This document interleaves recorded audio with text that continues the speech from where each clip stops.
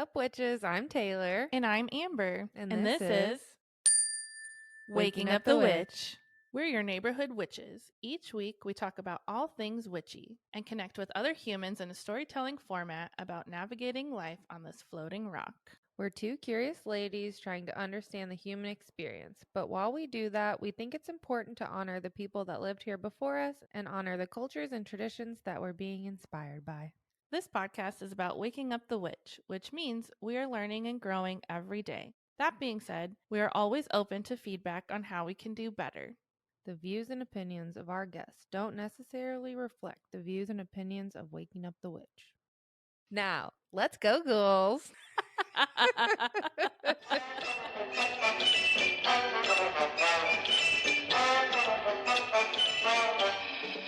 Hey, Taylor. Hello. How are you? Good. How are you? I'm doing good. Real busy lately. Mm-hmm. We just wanted to come on today and give you a little shorty episode. We both have been very busy with a lot of personal stuff, business stuff, and things are good and feeling great. But yeah, we're just kind of in a place right now where we need a little extra time for ourselves. But we still love doing this podcast and want to keep doing this podcast. So for this week, we thought that we would just come on and say hi, hello, and pull a couple cards for you. Mm-hmm. But first, as always, we like to start with our grounding breath. So just take a moment to close your eyes, settle into your space where you are right now, and take a moment to feel your body, where you're feeling any discomforts, maybe some stuck energy. We're just going to breathe through that and help shake it up and release it. So take a deep breath in and release. Breathing into that space once more and release.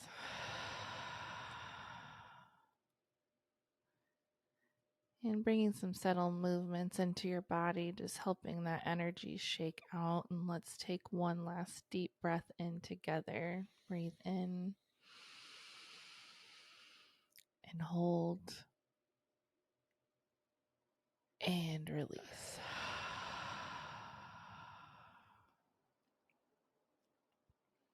And I'd like to call in our higher selves and our spirit teams to be here with us today.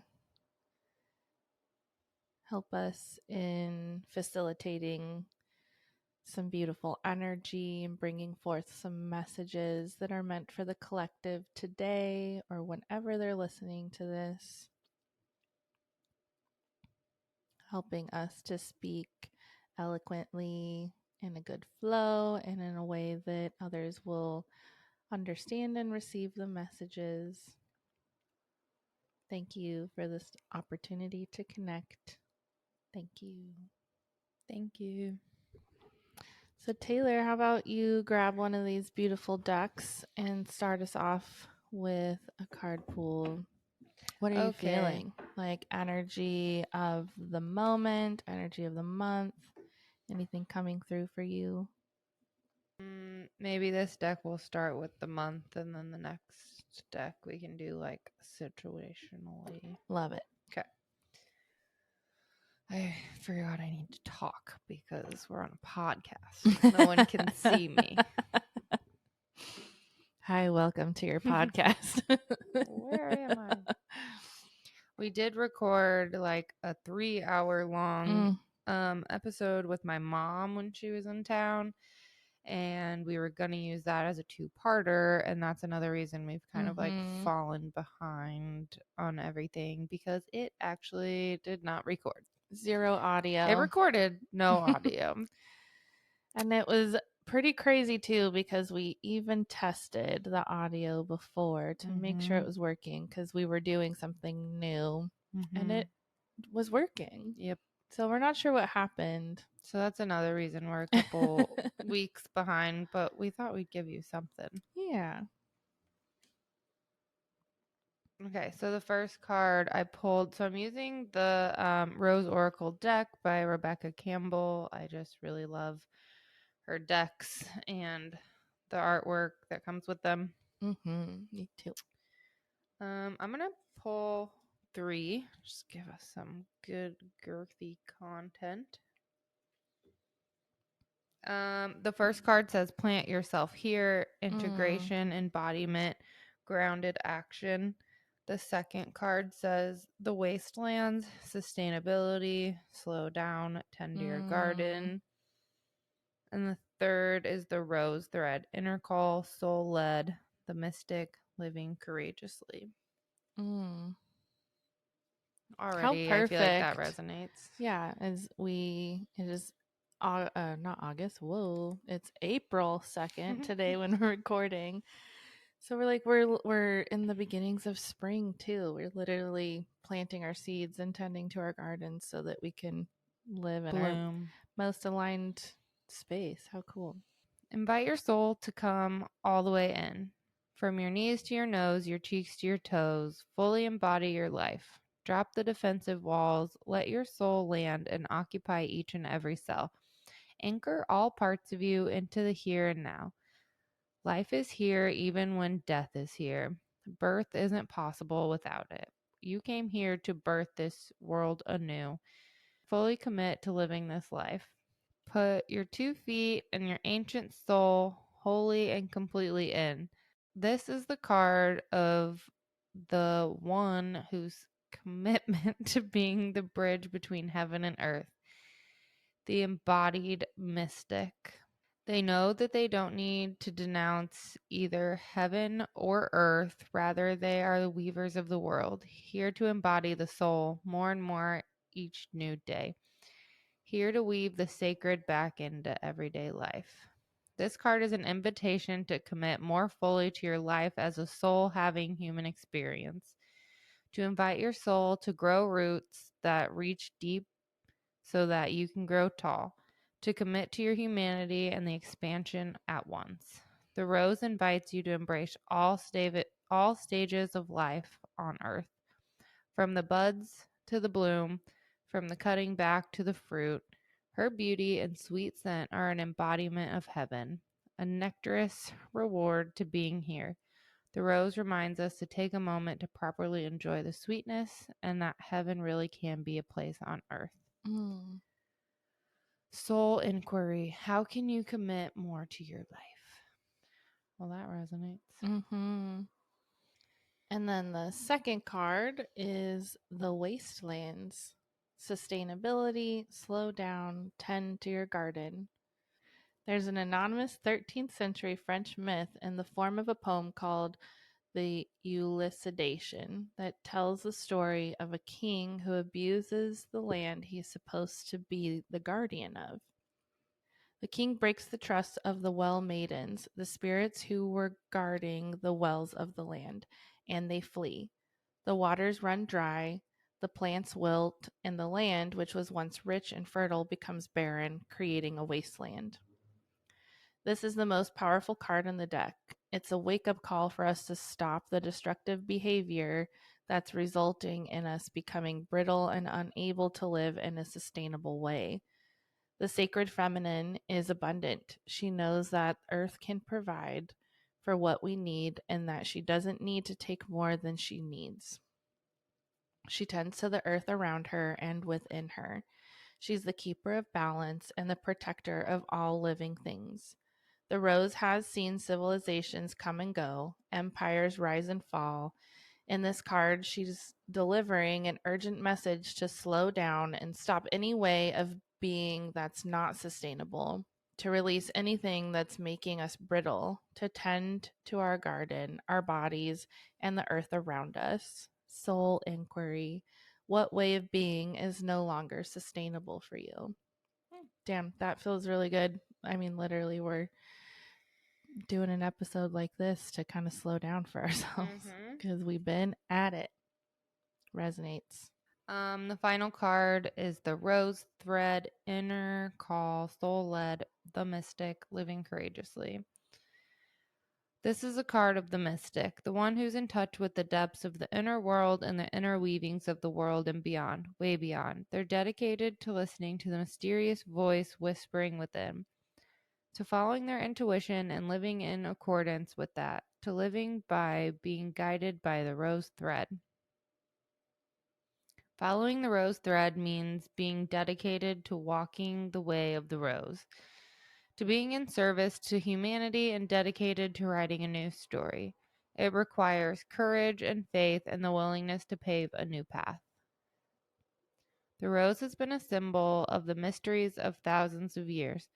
The rose thread is the invisible path that mystics follow. It takes courage to trust it, for the path is different for every single person. This is why it requires courage to trust the inner call, and those who do so find great reward. This card is a sign that you're being called to follow the initiatory path led by the thread deep within. You may find that you're in a place of great change and you're being called to have faith and gather up the courage to take the next step. This card is a sign of encouragement to keep taking the next step. It's acknowledging that the courage it takes to live a soul-led life and honoring you for always taking the leap. Mm-hmm. Rose transmission. Even when things feel unclear, especially when they do, I trust that I'm always led from within. I love that.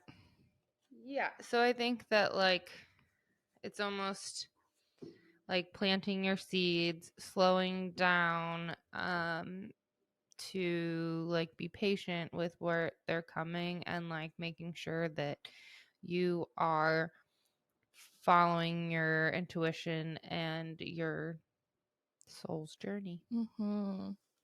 That's perfect. Hopefully, it brings you peace and meets you where you are and just gives you permission to. I really resonate. Yeah, it definitely resonates with me too.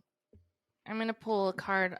Also, I'm feeling for like this season that we're in. We just started spring.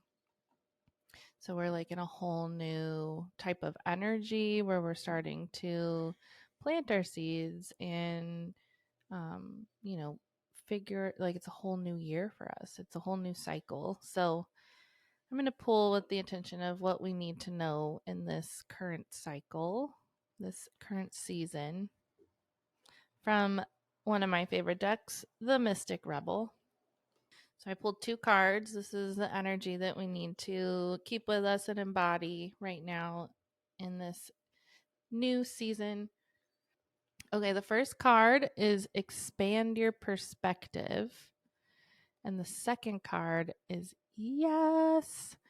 I also love the artwork in this deck as well. It's very like mixed media photography with um, digital art. It's so fucking beautiful. So we'll take pictures of these and put them in our post on Instagram so you can see them as well. Okay, so expand your perspective. This card comes to you to let you know that you aren't seeing things completely clearly. It's as if you have blinders on and your focus is too narrow. Spirit is asking you to awaken to the infinite possibilities that lie outside of your own expectations. This doesn't just apply to visions or plans you may be trying to manifest for the near or distant future, but within each experience you have. Are you not seeing the full impact of a relationship you're in? Not able to completely see another person's point of view to resolve an argument in a creative process, but experience a block to breakthrough?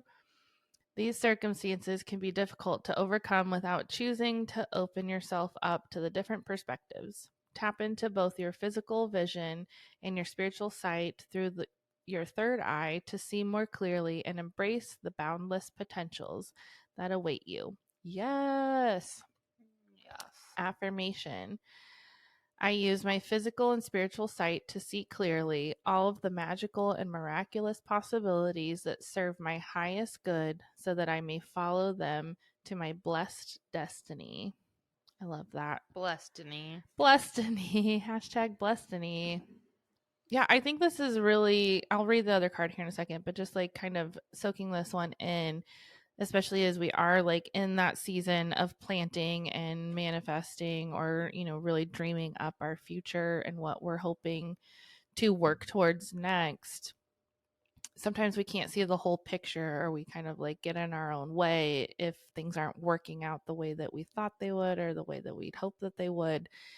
And that really is just a message for you to open up to the possibilities, because things are still happening for you, and they're happening in a way that you just can't see yet, that is most likely way better. Kind of have to just get out of your own way. Totally. Yeah. And then the next card is yes. And this reads, hell yes, girl. Spirit is giving you 2 very large and ultimately supreme thumbs up. This is your green light to say yes and embrace what it is you are asking about. Don't second guess yourself any longer and move forward fearlessly. You've known what to do for a while, and now is the moment to spring into action. Just because the answer to your question is a resounding yes doesn't mean that it was what you were hoping to hear, or that you feel ready to hear. If that's the case, your guides will be with you in every moment to help you smoothly make this transition. Don't let fear block you from saying yes and taking the leap. Odds are you know that this is what is best for you, and you are ready to take this on. Congratulations, you're about to love life even more. Hell yeah. Affirmation: I joyfully say yes to all that is in my highest and greatest good. As the universe hears my positive acceptance, it brings me even more goodness, and I am grateful for that. Amen. Hallelujah. Such good cards. Love it. And then I think we could pull a little homework cards from the Hack Your Nervous System deck, which is really fucking awesome. It's much different than other decks. It has 60 evidence-based practices to help alleviate anxiety, reduce stress, and retrain your nervous system. I think that this would be a really good deck to just have at home for times when you are feeling anxious, or just want to kind of like get yourself back in the right headspace. And you can purchase it at moonbeeswellness.com and I'll ship it to you. So I pulled 2. We got Laugh Therapy and the Cold Reset. Wait, we've pulled from this deck before, and I'm pretty sure Laugh Therapy was the card. That's amazing. Laughter decreases the stress hormone levels in the body and gives you bursts of happiness. How do you find laughter? Silly cat videos, epic fails, reconnecting with a funny friend, remembering an inside joke. Find your version of funny. And then the cold reset. Option 1, splash cold water on your face or take a cold shower. Breathe in deeply through your nose and exhale without any force through your mouth as you immerse yourself. It's actually really hard to do. Have you ever stuck your face in a cold bowl of water? I my body panics and I start to try to breathe. And then I'm like, ah. That's probably not a good idea. They say to do it when you're hungover. It like takes your hangover away. I will try that next time I'm hungover. Option 2, place a cold compress on the sides of your neck, your chest, or belly. Allow your breath to regulate as your body processes the change of temperature. It's so good for your nervous system. Disclaimer: if you have heart conditions, consult with your doctor before attempting. Cold water exposure increases production of mood elevating hormones, reducing symptoms of depression and anxiety by changing the chemistry of your brain and body. So cool. Pretty cool. So do that. Go stick your face in some cold water and laugh about it. And then don't forget to drink some water. Take a poop. If you can. Go for a walk. With the dog. Or a friend. Or by yourself. Find us on TikTok and Instagram at Waking Up the Witch. Please email us your witchy stories, ghost stories, corrections, and advice questions to wakingupthewitch@gmail.com. Love you. Love you.